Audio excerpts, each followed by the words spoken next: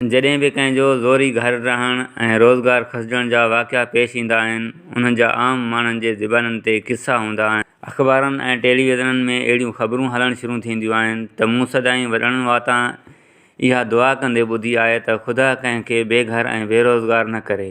छो त जॾहिं घर रही वञे, माण्हू जे मथां छिति हली वञे ऐं रोज़गार ऐं ॿचनि जो गिराह खसिजण जो ख़तरो वधी वञे त माण्हू पंहिंजा हवास विञाए वेंदो आहे ऐं माण्हुनि जे ज़बाननि ते इहा ई दुआ हूंदी आहे त रब ख़ैरु करे, कंहिंखां घर ऐं रोज़गार न खसिजे।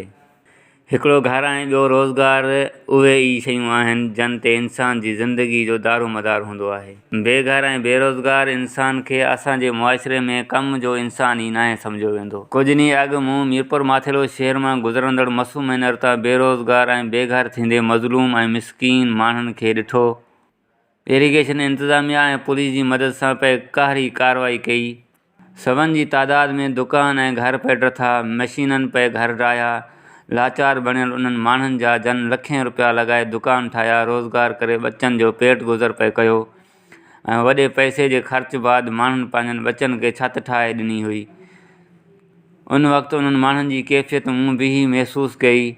ज़ोर जे आॾो लाचार ऐं बेवस बणियल माण्हुनि पंहिंजा घरनि ऐं दुकाननि मां भॻल टुटल सामान पे ॿाहिरि कढियो ऐं कन खे त सामान ॿाहिरि कढण जो बि मौक़ो न मिलियो।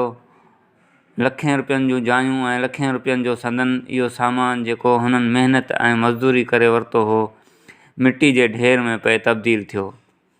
ईअं लॻी रहियो हो ॼण इसराईल फ़लस्तीन मथां बमबारी करे आबादियुनि खे मिटी जो ढेर बणायो हुजे।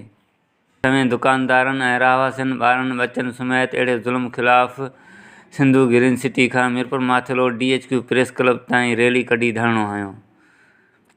पर अंधी, गूंगी ऐं ॿोड़ी बणियल इंतिज़ामिया खे हिननि मुतासिरनि जे हाल ते को बि रहम न आयो।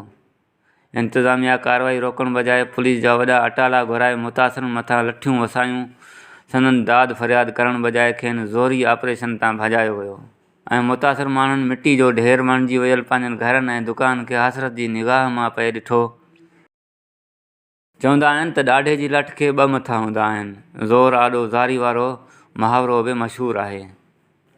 अफ़सोस त इन ॻाल्हि ते आहे त रोटी कपिड़ा ऐं मकान जो नारो हणंदड़ PP जी हुकूमत में बि माण्हुनि जा घर रहंदा रहिया, माण्हुनि खां रोज़गार फुरिबो रहियो, पर अहिड़ो नारो हणंदड़ पार्टी हिकु लफ़्ज़ बि न पुछियो ऐं न ई माण्हुनि खे रहाइश लाइ का मुतबादल जाइ ॾिनी वई।